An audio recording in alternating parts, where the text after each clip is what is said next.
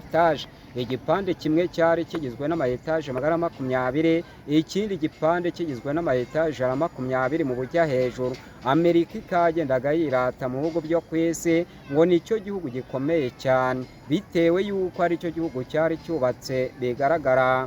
Osama bin Laden katarigeze umushimisha na gato, bitewe yuko ari umuyoboke w'idini rya Isilamu. Osama bin Laden akaba yarahisagaba ibitero muri Amerika mu mwaka w'ibihumbi 2001 mu kwezi kwa 9 tariki ya 11 akoresheje indege ingabo ze z'ibyihebe. Ikinyamakuru cyanditswe n'umushinga Al-Qaeda kirabaza ati uyu mugabo w'igihangaje ku isi hose mu batera ubwoba ni muntu ki? Uyu mugabo w'igihangaje ku isi hose mu batera ubwoba ni umugabo witwa Osama bin Laden, abenshi bakaba bakunda kumwita Rahabin. Akaba yaravutse mu mwaka w'igihumbi 1958, akaba afite ubwene gihugu muri Arabia Saudite.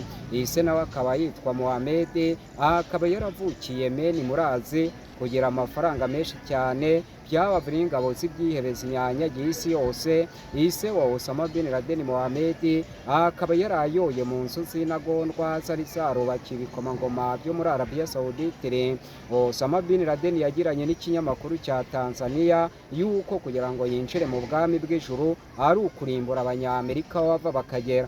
Wari umunyamakuru mu rubuga rw'imikino mu Rwanda, yari umunyamakuru yitwaga Karinda Viateur, abenshi bakaba barakundaga kumwita wanyeganyeze. Umugabo wabanje kugera mu kwezi kw'isi ni umugabo witwa Gagarin ukomoka mu gihugu cy'Uburusiya, akaba yarakoresheje amasaha 6:45 kugera mu kwezi, kugeza ubwo yigishije Umunyamerika akaba ari we yaje amena ibanga avuko mu kwezi byifashe. Umunyamerika ageze mu kwezi isi ayibona hejuru. Kujya mu kwezi yaratereye no kugaruka ku isi araterera. Atanga urugero rwumvikana ati ni nk'uko iyo uhagaze ku isi ntabwo ushobora kumenya ibibera ikuzimu uretse ibibera mu kirere. Amakuru tuyasozereze ku muhanda wabanje mu Rwanda wa kaburimbo.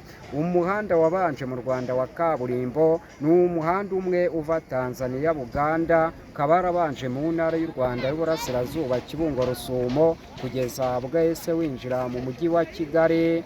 Aya makuru mwagezwagaho na radiyo Ngwaje Mbavu ivugira muravuga igihori kumvikanira mu mwate w'isi naho mu cyumweru gitaha. Mwagezwagaho na Witije Viateur.